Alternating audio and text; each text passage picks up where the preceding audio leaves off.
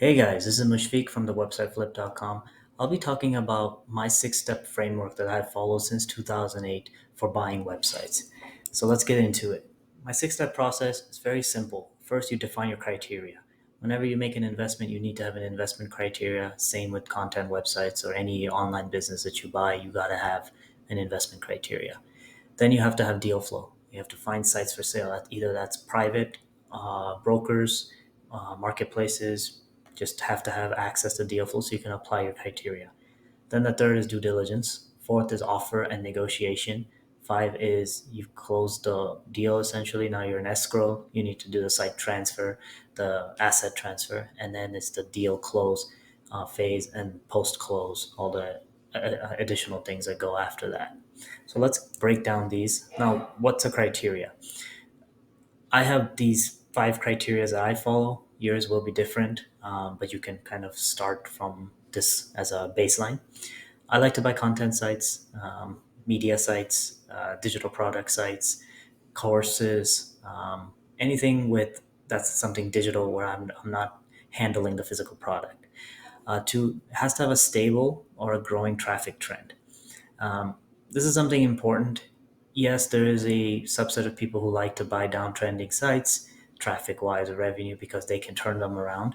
It's a lot more effort to do that. I just like to find businesses that are stable or they're growing in some percentage month over month or year over year, and I can just grow those even further.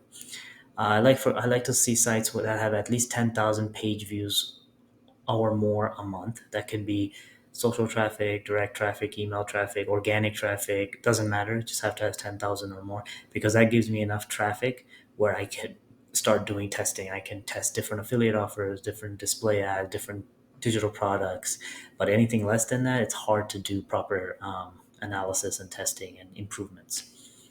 No sketchy niches, nothing that's not safe for work, anything that's spam, gambling, adult, those kind of things I stay away from. Now, number 5 is something that's I follow is I need to have my the sites be on WordPress. I'm very familiar with WordPress. I've been using it for a decade plus. Um, and I understand the inside outs. And also, the website flip market buyers are more comfortable with WordPress because it's very easy to pick up. Other platforms, not so much. So that's my 5 step criteria within this framework. Now, finding websites for sale. This is very critical. Where do you find these? Right? You have off market deal flow, which is the best of the best. Right? You can directly negotiate with the sellers. You can make your own offer. You can be um, you can structure your offer that's favorable to you. And the best place to get that is Facebook groups. So I run one of the biggest Facebook groups with over 10,000 buyers and sellers. It's called Website Flipping Buy and Sell Websites. I'll have a link in the description of the video. You can join it, free to join. People list sites daily on there, and you can negotiate directly with the sellers. The second best place is marketplaces.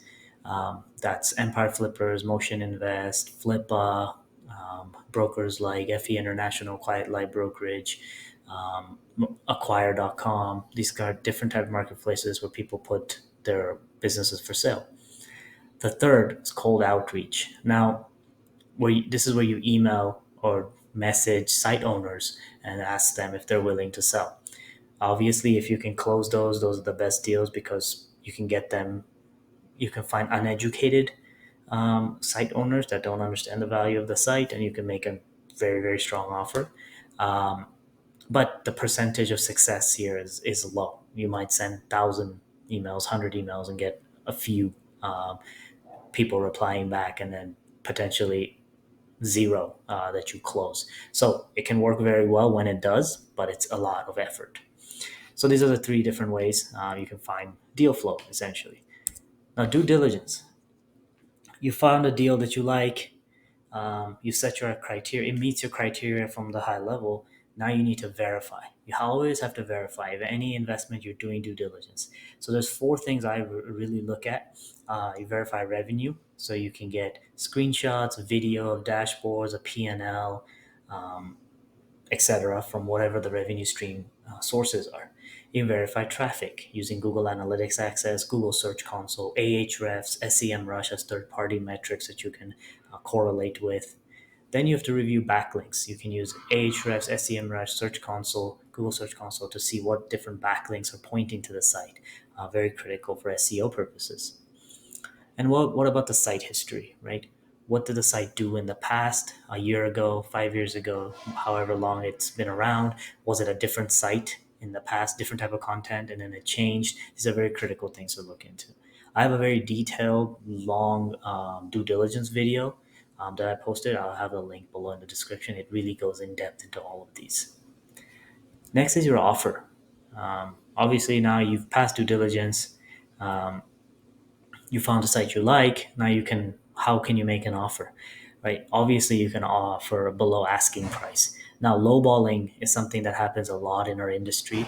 um, I Many people just think that they can offer a 50% discount on the value of the business and sellers will accept. No, that's not the case. If you're going to offer below their asking price or the multiple, the market multiple, essentially the going multiple, you have to list out specific reasons. This is something I've had a lot of success with.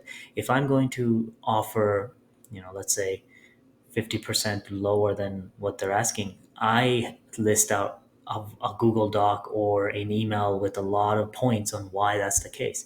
Now, some sellers are smart. They probably know the issues.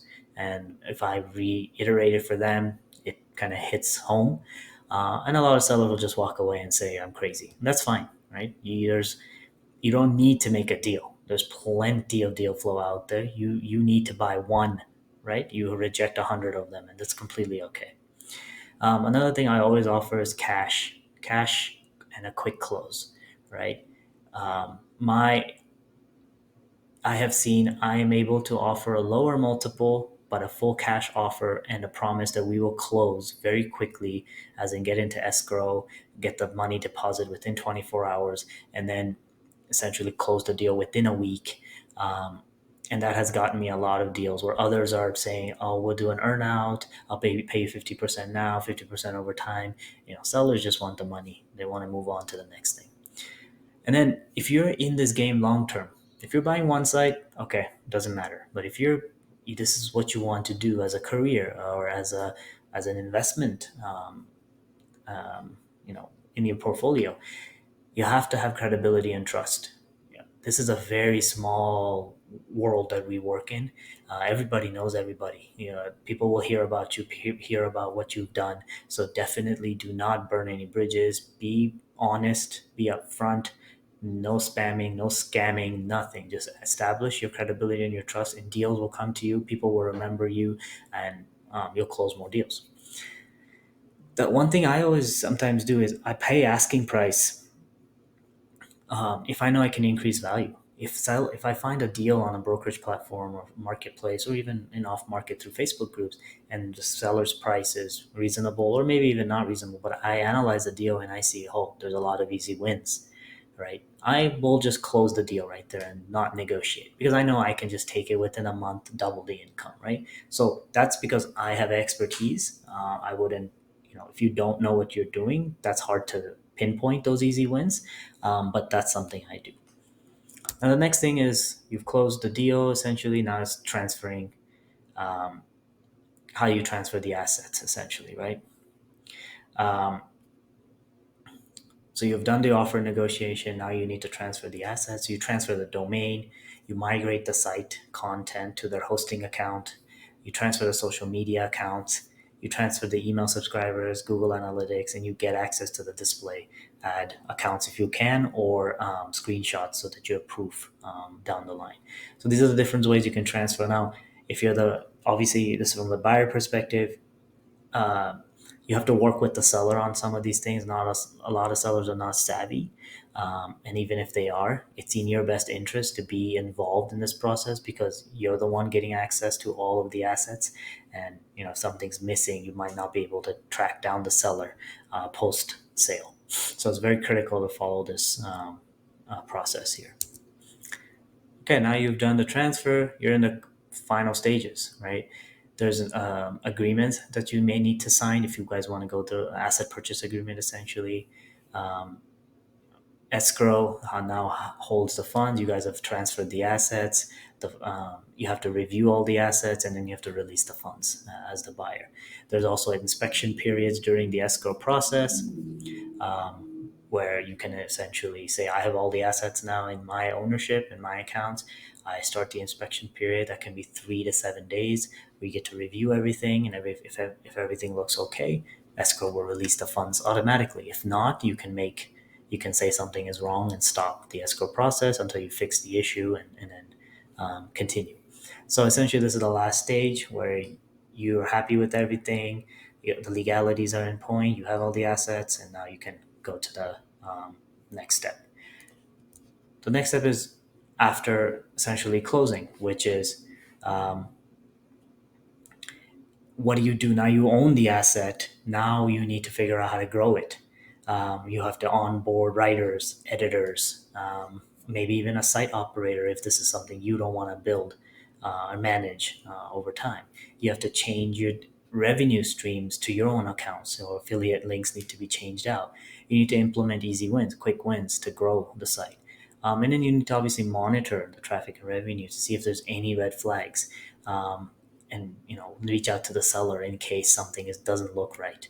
Obviously, they're not obligated to help you post close, right?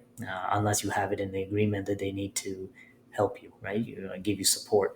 But after closing, you own the asset, and if something is wrong with it, if, for example, traffic dips or anything, that's on you. That's why due diligence is very critical, where you catch these red flags before you get into escrow and closing. So that's the six-step framework that I follow. But I have a very detailed guide on this on my website. I'll have the link below. You can read more. There's more internal guides within that to teach you every aspect of this in detail. So I hope that was helpful. Visit the website flip.com for further details. Thanks.